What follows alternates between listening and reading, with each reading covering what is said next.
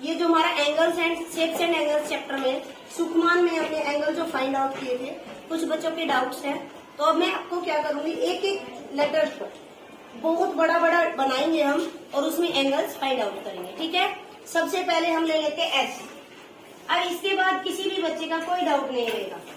इसमें मैंने आपको बता दिया, आपको स्ट्रेट लाइन यूज करनी है, कोई भी गोलाई वाली लाइन राउंड शेप में यूज नहीं करनी है आप जब अपना नाम लिखोगे। अब देखिए इसमें बच्चों को दिक्कत कहाँ आ रही है, क्योंकि ये उल्टा लग रहा है। जैसे ये वाला एंगल हम देखते हैं तो बच्चे कह रहे हैं मैडम राइट एंगल कैसे है। देखो बेटा ये उल्टा जरूर लग रहा है, लेकिन किसी भी तरीके से हो, आपके पेपर पे और पेपर को घुमा के देख लीजिए। आपके पास प्रोटेक्टर होगा, डी होगा, आप उसे मेजर करके देख लीजिए।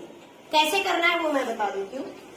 ये वाली लाइन सीधी है, ये वाली लाइन उसके बिल्कुल सीध में है। जिसको पता चल गया 90 का है ठीक है, जिसको दिक्कत आ रही है चेक करेंगे कैसे। ये वाली बुक को अपने पेपर को घुमाइए या बुक को घुमाइए, ये वाली लाइन के ऊपर बिल्कुल ये लाइन, पॉइंट के ऊपर पॉइंट, और आप देखेंगे तो ये देखिए बिल्कुल 90 डिग्री पे आ रहा है। ठीक है, ऐसे ही ये वाला एंगल अब हम मेजर करते हैं, ये वाला। तो हम इसको बेस ले लेते हैं, तो ये वाली लाइन ये तो बिल्कुल सीधा है ही। ठीक है, आपस में बिल्कुल परपेंडिकुलर लाइन है तो 90 डिग्री का एंगल बनता ही है। ये तो सीधा दिख रहा है, ये लाइन सीधी है और ये लाइन। फिर भी दिक्कत आ रही है, चेक करके देख लीजिए। ये बिल्कुल लाइन पे सीधी लाइन लेनी है और ये चेक कर लेना है 90 डिग्री पे।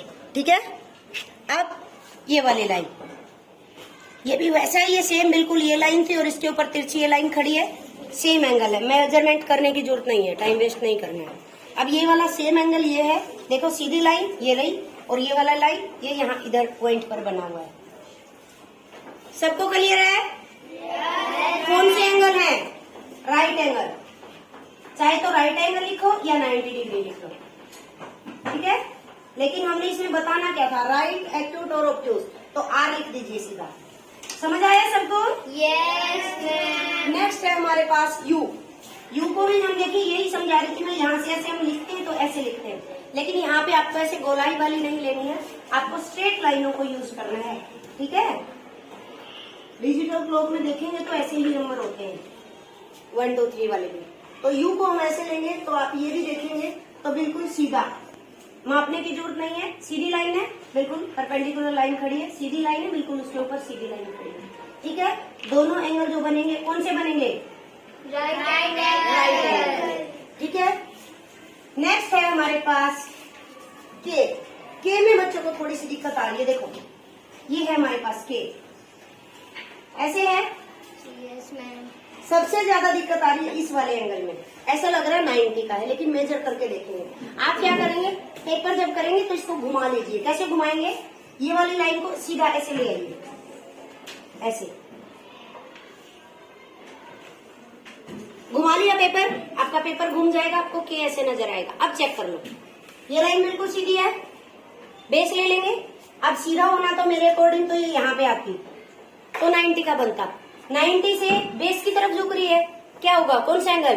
Acute angle. बिल्कुल सही, सेम ये है एक्यूट एंगल। अब आती है इसकी बारी, इस वाले एंगल की बारी।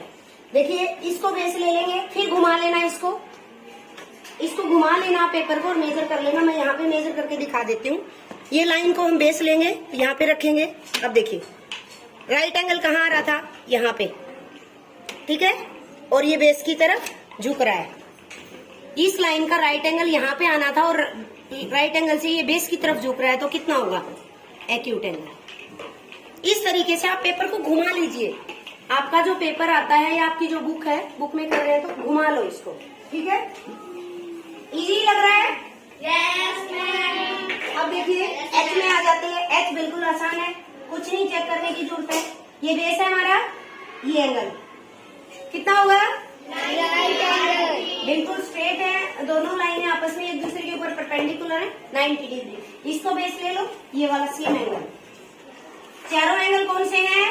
Right angle. कौन से हैं? Right angle. अब एम की बारी आती है। एम में भी थोड़ा सा बच्चे, ये देखिए एम में थोड़ा सा एक एंगल में बच्चों को दिक्कत आ रही है, इस वाले एंगल में। समझाते हैं अभी। सबसे पहले ये वाला एंगल देखिए, इसको हमने लिया बेस। आप डी से मेजर करके देख सकते हैं। वैसे भी पता चल रहा है। अगर इसको हम सीधी लाइन लेंगे तो इसका 90 डिग्री तो यहाँ बनना था, है ना। इस लाइन के ऊपर बिल्कुल सीधी लाइन यहाँ आनी थी, लेकिन ये झुक रही है बेस की तरफ, तो ये एंगल कौन सा बना?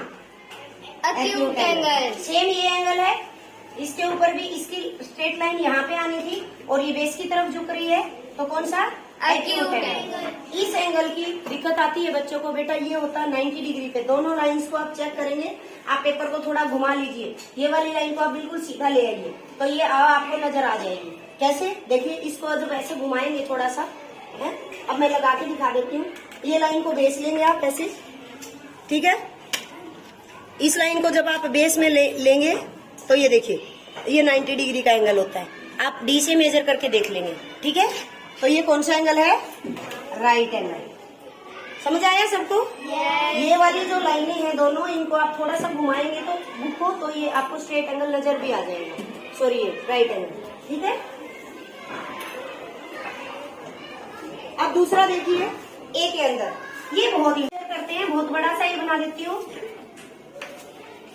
सबसे पहले ये वाला एंगल, इस लाइन को हम बेस लेंगे, इसकी सीधी लाइन यहाँ पे आती है, बेस से बेस की तरफ झुक रही है, ये बेस है, 90 की लाइन बेस की तरफ झुक रही है, तो कौन सा एंगल होगा?